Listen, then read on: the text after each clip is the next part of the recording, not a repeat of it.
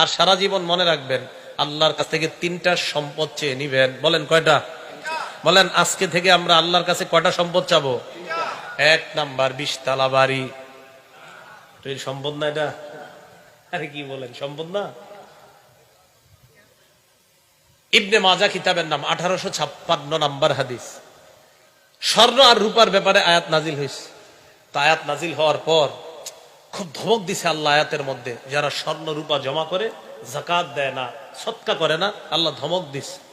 এখন সাহাবারা রাসূল আকরাম সাল্লাল্লাহু আলাইহি সাল্লামকে বললেন, আইয়াল মালি নাত্তাখিযু ইয়া রাসূলুল্লাহ, হুজুর আমরা কোন সম্পদ কামাই করব, কোন মাল আমরা জমা করব, তাহলে আমাদেরকে একটু বলেন। স্বর্ণ রূপার ব্যাপারে আল্লাহ এত কঠোর কথা বলছে, ইয়া রাসূলুল্লাহ আমরা কেমন সম্পদ কামাই করব একটু বলেন। তো রাসূল আকরাম সাল্লাল্লাহু আলাইহি সাল্লাম একটু রাগ হয়ে গেছে যে আমার সাহাবারা সম্পদের কথা জিজ্ঞেস করলো কেন। রাগ হয়ে একটু চলে গেছে। হযরত ওমর ফারুক রাদিয়াল্লাহু তাআলা আনহু সাহাবাদেরকে বললেন, তোমরা থামো, আমি বিষয়টা যাই না তোমাদেরকে জানাইতেছি।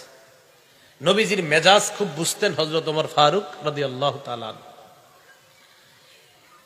রাসূল আকরাম সাল্লাল্লাহু আলাইহি সাল্লামের কাছে আসলেন, সুযোগ বুঝা নবীজিকে বললেন, হুজুর সাহাবারা প্রশ্ন করছে আপনার কাছে কোন মাল আমরা কামাই করব, যদি একটু বলতেন। নবীজি বলছেন, ও আচ্ছা আচ্ছা, মানে এখন রাগ ঠান্ডা। আল্লাহ নবী বললেন, লিয়াত্তাখিজ আহাদুকুম কলবান শাকিরা, এক নাম্বার তোমাদের সবাই যেন কামাই করো কলবান শাকিরা, এমন একটা কলব যে কলবটা বেশি বেশি আল্লাহর শুকরিয়া আদায় করতে পারে। এক গ্লাস পানি পান করলাম, আলহামদুলিল্লাহ। এক লোকমা ভাত আমি খাইলাম, আল্লাহুম্মা লাকাল হামদু ওয়া লাকাশ শুকরু। এক ঢোক পানি আমি পান করলাম, আল্লাহুম্মা লাকাল হামদু ওয়া লাকাশ শুকরু। এমন একটা কলব যে কলব বেশি বেশি আল্লাহর শুকরিয়া আদায় করতে পারে। হাদিস দ্বারা বোঝা যায়, মুখ দিয়া যদিও বলি আলহামদুলিল্লাহ, শুকরিয়াটা আসতে হবে কলব থেকে। যদিও জবান দিয়ে বলি আমরা, বলেন আসতে হবে কোত্থেকে? মানে আল্লাহ আপনি যে আমারে পান করাইলেন, আপনি যে খাওয়াইলেন, আমি খুশি আল্লাহ, আলহামদুলিল্লাহ। বলেন তো গরমকালে আপনি একটু ঠান্ডা পানি পান করলেন, এই ঠান্ডা পানি পান করার পর আপনার কি অবস্থা হবে? গরমকালে খুব গরম, ঠান্ডা পানি ঠান্ডা শরবত পান করলেন। আচ্ছা রমজান মাস, গরমকাল, রমজান মাস, দিন বড়, 16 ঘন্টা রোজা রেখা এক গ্লাস ঠান্ডা শরবত পান করলেন, মুখ দিয়া নাও যদি বলেন, কলব থেকে, দেহ থেকে, অঙ্গ প্রত্যঙ্গ থেকে আল্লাহ শুকরিয়া বের হবে। তাহলে কলব এমন একটা কলব যে কলবটা বেশি বেশি শুকরিয়া আদায় করতে পারে। দুই নাম্বার কলবা ওয়ালিসানান যাকিরা, এমন একটা জিহ্বা যে জিহ্বা বেশি বেশি আল্লাহর জিকির করতে পারে। যে জিহ্বা বেশি বেশি কার জিকির করে? আল্লাহর জিকির করে।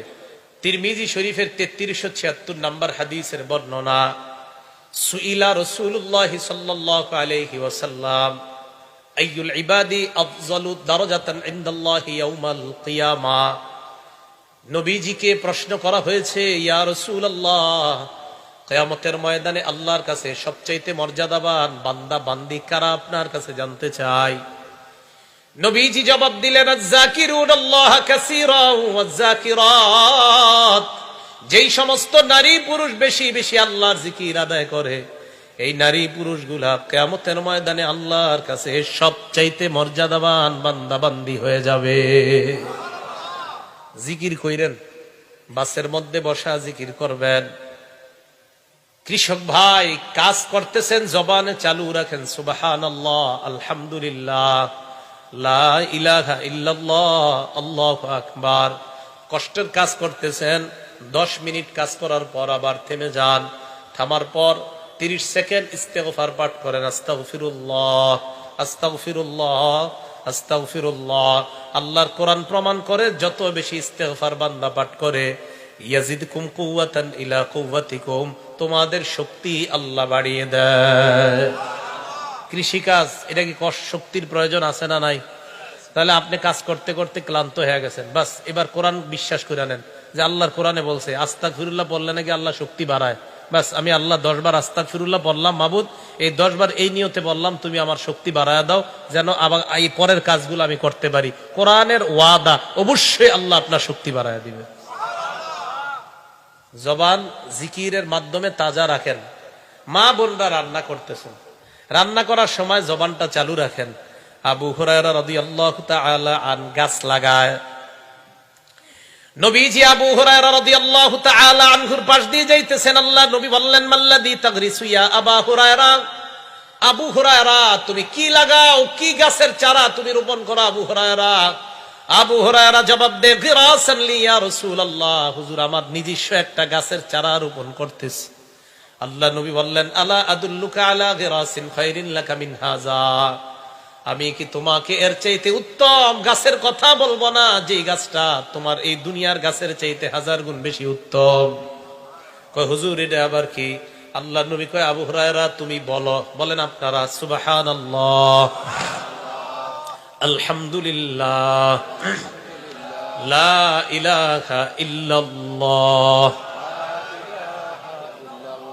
আল্লাহু আকবার। এই চারটা বাক্য বলার পর আল্লাহ নবী বললেন, আবু হুরায়রা তুগু রাসূলাকা বিকুল্লি ওয়াহিদাতিন শাজারাতুন ফিল জান্নাহ, এই যে চারটা বাক্য তুমি পাঠ করলা, তোমার এই চারটা কথার সাথে সাথে জান্নাতে চারটা গাছের চারা লাগানো হয়ে গেছে।